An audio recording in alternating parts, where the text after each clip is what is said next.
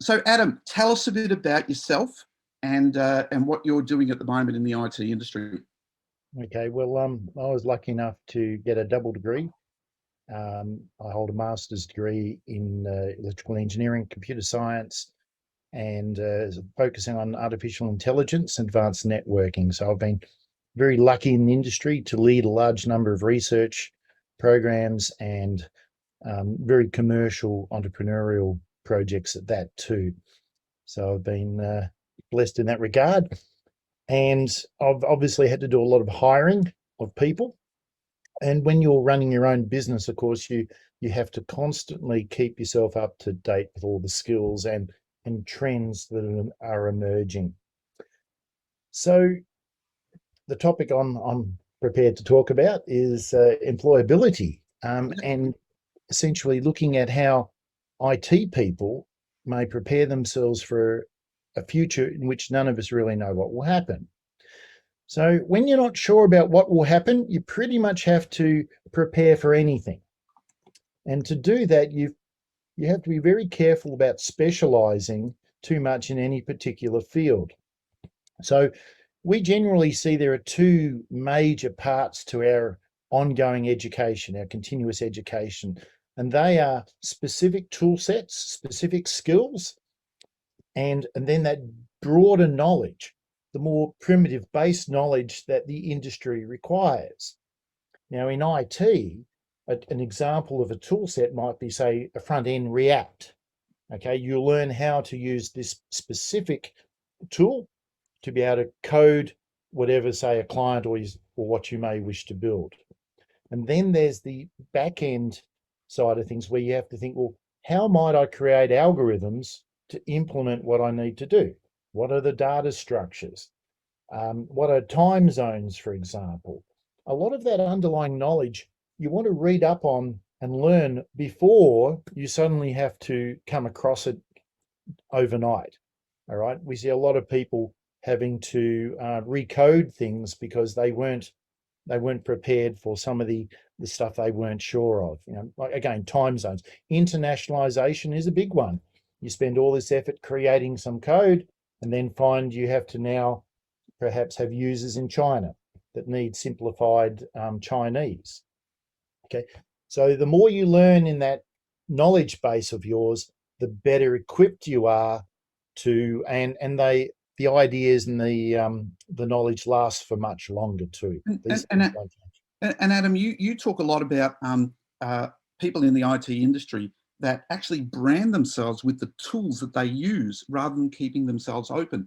And an example of that I've heard you say before is that if you call yourself a front-end web developer, guess what jobs are going to be offered to you? Front-end web development. And so therefore you're really narrowing what you're doing. Whereas in engineering, and Abdul will probably talk about this a bit later as well, you really want to keep yourself as broad as possible because you don't want to hitch your horse to the one wagon. You want to be able to go with any wagon. That's right. Look at blockchain, for example. A lot of people quickly call themselves blockchain experts. Okay. And if you're not careful, people will think, well, I won't call for that person because they're a blockchain expert. All right. So keep yourself general. And it also means that when it comes to your imagination, you're able to be far more creative because you've heard the old expression, if you're a hammer, all you see are nails. Yeah. If all I use is this particular tool set, that's my solution to everything. So it's really difficult to get out of that mindset. And so that's where we talk about subscriptions. You've got to build habits because none of us are that disciplined or that smart or that organized that we can prepare ourselves and organize ourselves so well that we're efficient in our learning. So we have to build habits that make learning comes to us naturally and easily. So each day, put in that, say, 5 minutes, make it a habit, maybe do it on the train or when you first come into work, and just read up on your industry news, okay? Both your industry and, for example, I love reading Hacker News. That's not work, that's actually fun. But it does expose me to a great deal of IT news and trends and technologies. Okay. For those of you who aren't familiar with mathematics, I think as you get older, you'll find you'll develop a love for it, and you'll start understanding why data structures work more efficiently along some ways. You'll start understanding matrices and the various mathematical models that we can bring to our designs. Okay, so revisit the subjects that you maybe missed at school and university and that. Okay. Um, the other thing, if you're into, say, React, have a look at things like Node.js News. Okay, I talked about Hacker News. Java is Jack Center. That I like that one. If you're into Python, check out Python Charmers too. They're great user groups. So you set yourself up to go to these meetups, and you'll learn. And it's a great habit. Okay, And schedule it in. and Adam, we have this conversation with front end people all the time, and that is that a lot of front end people, the future of IT may be no interface at all. I mean, talk That's about right. that a bit. It's we often say that the best interface to have is no interface. You don't want to have to make people go out of their way to do something. All right. That's why watches are so convenient. So people don't have to go out of their way to find a clock. But that's what a website is. People have to go out of their way to find a computer, even if it's a mobile, just to be able to look at a website. Okay. So the idea is that in the future, it's going to be a lot more ubiquitous interfaces. Okay. Not just watches, but smart speakers. Um, we also know that augmented reality and virtual reality is just sensational, and it's getting better as the resolutions of the screens that you wear increase and the processing speeds.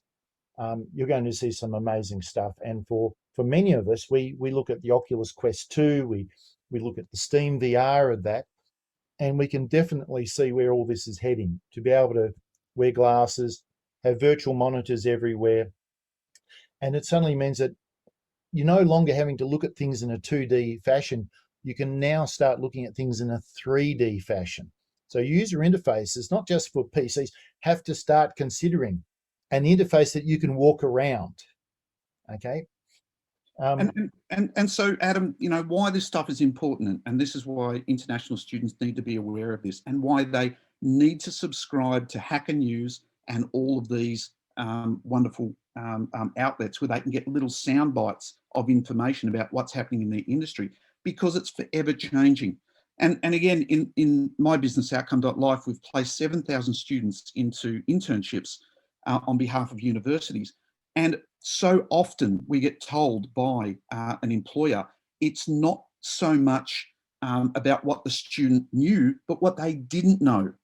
Like, for example, if you're a Java person and you were not aware of what Quarkus was, how are you going to get a job?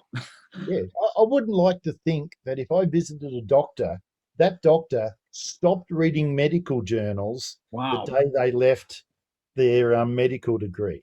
Yeah. But that's what it is. And some of the doctors only get their information now from, say, pharmaceutical companies who are saying, here, check this out. And so you'd see a lot of software developers just use what Microsoft told them or the university. All right. So broaden your horizon. Okay. It's not a political thing. It's just a case of what's out there. What can I use? Open source is brilliant. It allows you to not just see what tools are available, but you can grab them and you can play with them hands on. It's the most powerful software thing out. Other technologies like Docker and Kubernetes, they help get your creations to market. All right. And So a good developer knows how to deploy their systems. Okay. and and you were speaking, we were speaking earlier about, what's next for the cloud. Like, everyone thinks that the cloud is just a repository where you put your servers and things like that, but the cloud is changing. So tell everyone a little bit about that. Okay. Well, one example is that with virtual reality, right, you put your VR helmet on, and the latest ones are all mobile. So you can just walk around without any leads Okay. And you can see very fast virtual reality because you might have a remote server pushing it to you over a fast network. Okay. And what a lot of people aren't seeing is what you can do when you've got a fast network. Okay. So as soon as you have, say, a gigabit internet connection, you can actually run all of your processing remotely and just push the actual visual display and audio. Okay. That's remarkable. So now you don't need to have fast computers at home. You can theoretically have all these very low end just displays, interfaces around the home. Okay. That's going to happen more and more as it becomes, and quantum computing, when that starts kicking in, you're going to find you're not going to have your own quantum computer at home generally. So we Yep. have to start thinking about that flexibility, okay, And that broadening of our user interfaces.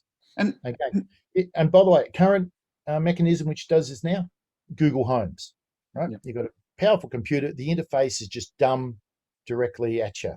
Yep. And we've spoken at length, I think, and we hear it everywhere, that we need to embrace working remotely now, and that's going to be the new normal.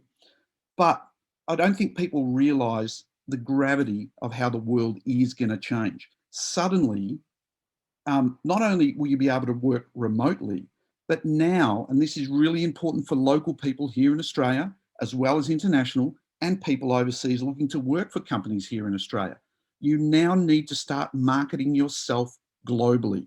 There's no reason why anybody on the planet can't work for an IT company, engineering company, and also a marketing company from anywhere in the world. So now it's not just about going to local meetups, it's about marketing globally. Absolutely correct. The big thing about a good IT person is that they will automate. They will script everything. They scale personally. Okay. The idea is that a good investor, for example, can go to sleep knowing that their investments are working for them. Okay. As a software person, okay, you need to make sure when you go to sleep, your personal systems and software and scripts are also working for you. A lot of people don't do this, right? Have you got a good social media profile? Okay, we're not asking you to post funny memes and things like that. We're asking that you get into the LinkedIn and make sure that you document your achievements. Okay, I love staff who do blogs because they discuss what they're thinking of and what they want to do and how they're reacting to things. So just describing your thoughts on, say, some recent IT news is great.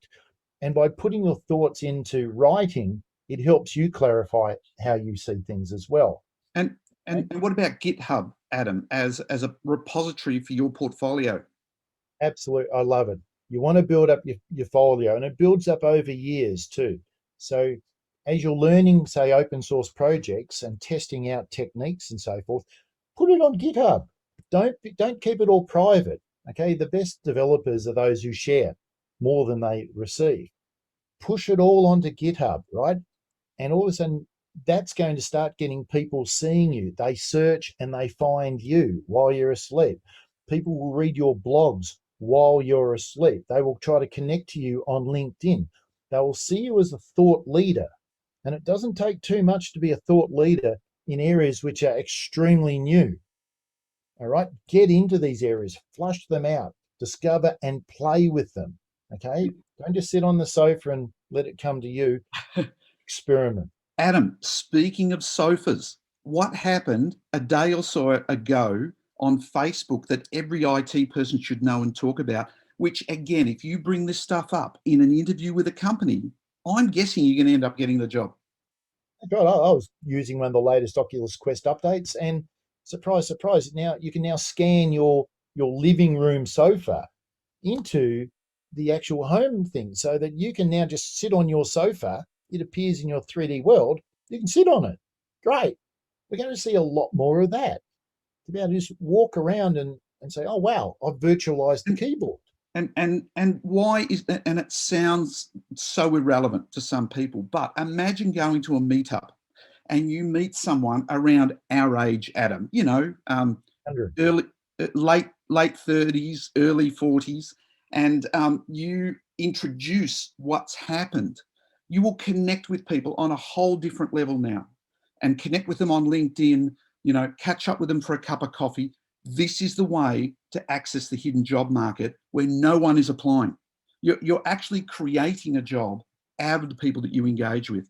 And it's the way. And if you want to know more about this, please register for the LinkedIn and the other Career Catalyst offerings that Study Melbourne has, because we talk about these in much more depth